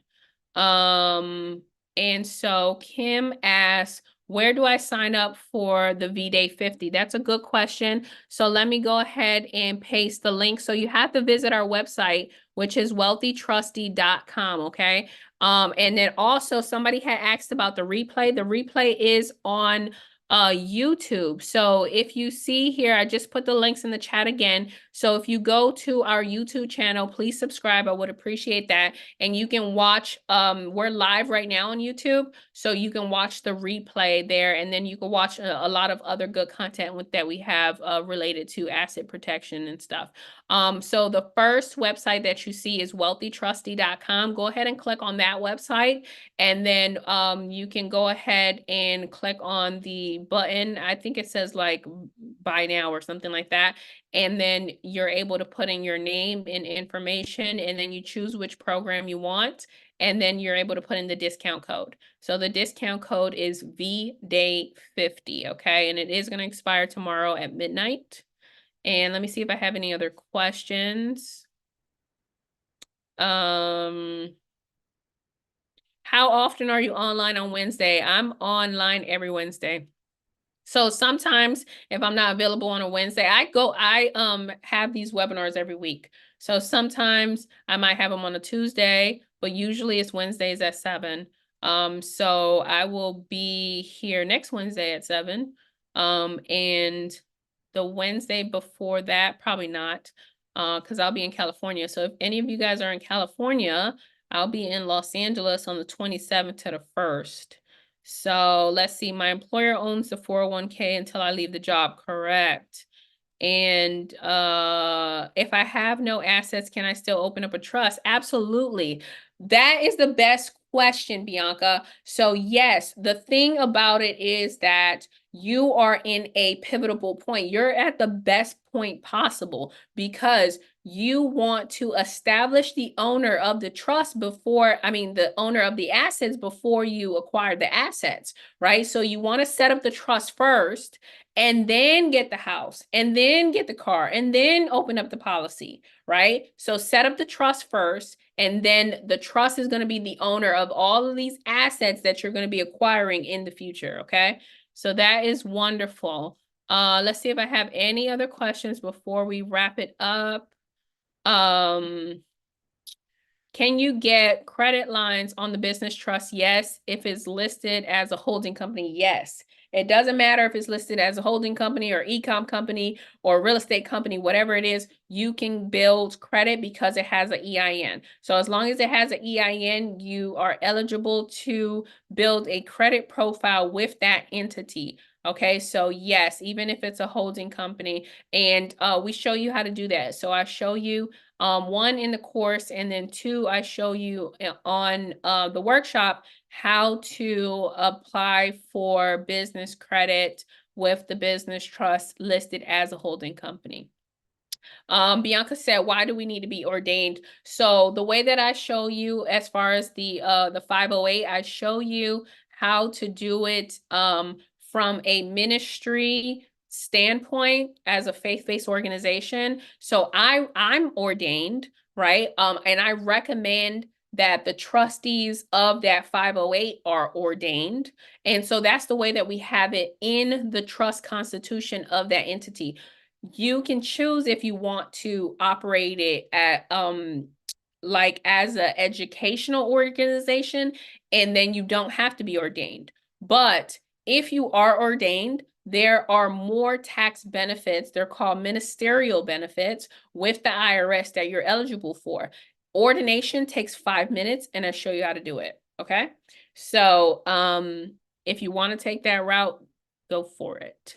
Next is, what is the benefits of the birth certificate and death certificate? So I'm not going to really discuss that because that's not something that I talk about. So you can just authenticate those certificates, and then they will now be considered assets. So let's see here. And I think I'm done with, let me see, is there any other question? Nope. Okay. All right, cool. So we are wrapping it up, you guys. Hold on. Let me see if there's anything else. I see 2. How does it work when selling property when dealing with an irrevocable trust? Richard, that's such a good question. So it works the same way as if the property was in your personal name, right? So you get to, so whoever the trustee is, that is the authorized signer. So if you are going to liquidate an asset, meaning sell a property that's owned by the irrevocable trust, then what's going to happen is you're going to have a board meeting about it, all right? Because we do proper record keeping. And so once you have a board meeting about it, you're going to say, hey, you know, the trustee or the trust, or it's in the best interest of the organization that 123 Main Street is sold for, you know, $200,000, and trustee such and such, John Doe, is going to be the authorized signer on the closing date listed, you know, March 1st, 2024. Okay. So you have a board meeting about it. And then guess what? You go to the closing table, you provide them with your certificate of trust. Sometimes you can also bring the board meeting minutes with you. And then you, as the trustee, you sign to sell that property. So that's how it works. So you're going to sign for everything, just like you would sign for your personal name, you're going to sign for the trust. So the way that you sign for a trust is you do your signature, and then you use the words as trustee of, you know, 123 Main Street Trust, right? Or whatever the name of your trust is. So that's how you sign. So let's see, one more question before I set up. I want to set up, but not using my name before I set up. Bianca, are you able to come off of mute? Because I'm not really sure. Before I set up, I want to set up, but not using my name. I'm not sure what you mean by this. Hello? Go ahead, Bianca. What is that last Hi. question that you put on there? How are you? Hi, I'm doing great. Thank you. I was just wondering because you were saying something about you don't want the thread to follow your name in case there's a lawsuit or something. So you kind of want to remove yourself from everything. So whenever you start a company or LLC or anything, and then you want to do your trust, you kind of want to put yourself, like, block yourself so that if anything happens to you or the company, you're not going to be at fault or them to take away anything that you have. Is that the same thing like with the trust that you were saying? You don't want anybody to tie you back to it. So if I open up a LLC, do I start with my name? No, you're going to start with the trust. The trust is equivalent to you. So if you were to open up an LLC today, you're going to be filling out the articles of organization. And when they ask who the authorized member is, you're going to put the name of your business trust. You never have to put your name on there. So the articles of organization becomes a part of the permanent public records. Anybody can see that original document. And so that's why you don't want to have your name on there, because even if you know, sell the LLC to the trust, they can always go back to your original articles of organization where you put your name there 2, 3, 4 years ago. So that's why if you're setting up an LLC today, then you're going to set it up the right way. Awesome. Thank you so much. You're so welcome, Bianca. All right, perfect. I still have a couple more questions in the chat. So one question is, can a trust own an annuity? So I would say that a trust can own an annuity, but you have to contact the carrier or the provider or the insurance company or wherever you're getting the annuity from. How does it work when, no, I answered that question. Can you elaborate further on being ordained? So let's see, elaborate further on being ordained. So you become an ordained minister, and then that is one of the things that you're going to, that's one of the criterias that you'll put inside of your ministry trust if you're operating it as a ministry trust, to where all of your trustees need to be ordained or should be ordained. So as far as that training goes, I show you how to get the training. So ordination takes 5 minutes, and then they'll send you your certificate, but then there's training attached to it, but you can get the training as you go. And it doesn't have to, you know, it doesn't have to be done prior to you being ordained. Okay. But there's a lot of benefits to it. So I'm not going to go through all of that right now, but like I said, I am an ordained minister. And so there are, and I don't talk about it, right? So you guys don't know about it. I'm just telling you right now. But there are a lot of benefits to it. It could be food, it could be housing, it could be anything. Okay, so while you're on a duty, the next one is we will still be able to revisit. I have an appointment on February 21st. Will I still be able to revisit training for that day? Yes. So the workshop, if you guys decide to move forward, take action, and you want to get everything set up next week with me, then if you're not able to attend one of the days, it is going to be recorded. Okay, so you're going to get the recording the same day. So we give you the recording immediately after the actual workshop ends. Aya, my assistant, she sends it off, and then it's uploaded to the portal. So when you guys sign up for the program, you get access to the portal where we give you your login credentials. So if you're doing the workshop, then you're going to have two options. One is the course, the other one is the workshop recordings. So you get all of the recordings from last year, and then you get to attend all of the future workshops. Okay, so March, April, May, and infinity and beyond. So that is a good thing, because another thing is that if you're not able to attend and you wanted to attend in March, if you had like a week off or if you had the flexibility, then you can do that as well. And then another thing is that once you're done with the workshop, then you get to book a one-on-one with me for 60 minutes, and I'll go through all of your documentation and before you finalize it, before you get it notarized, things like that. I'm also a notary too, so I do notarize some of my students' trusts. So if you need help with getting it notarized, you just let me know. I'm able to help with that as well. So we really hold you accountable in this program, okay? So I actually have a program director. Her name is Dana Flores, and she will be, in constant communication with you to make sure that she's holding you accountable for you actually setting up your trust estate, you doing it timely, and she will help you get unstuck if you're stuck in any, kind of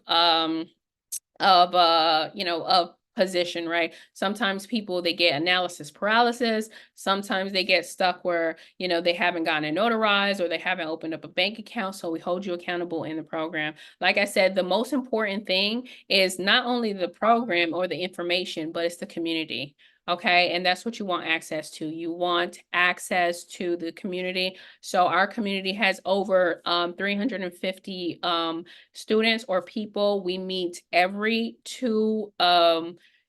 other week on usually Thursdays at 6 p.m. We have a Q&A session, and then we also have the Facebook community where we have a chat in there, and then people are constantly posting, adding value, communicating, offering their services and things like that. We have other notaries, we have our funding partner, and things like that. We have a team that does accounting and stuff. So everything is in-house, and we just really like take your hand and walk you through the whole process to success. So my last question here, Monty said, is the DIY option 50%? Yes, it is. So the course is 50% off, and the workshop for next week is also 50% off. So the discount ends tomorrow at midnight, okay? And you have to use the discount code on the website. The website is wealthytrustee.com. The discount code is VDAY50. All right, guys, so we're going to wrap it up. Thank you so much for being here tonight. We went for 2 hours, and I'm so excited that you guys sat through the webinar and are going to take action on this information, because like I said, you are breaking generational curses, right? No longer are we living in scarcity, in fear, in poverty mindset, things like that. So you're breaking generational curses. You're changing the trajectory of your family and your kids' and I empower you to keep doing your due diligence and your research and take action on the information that I provided tonight. So you guys have an amazing Valentine's Day. And then for those of you that are getting into the workshop, I will see you guys next week. Bye.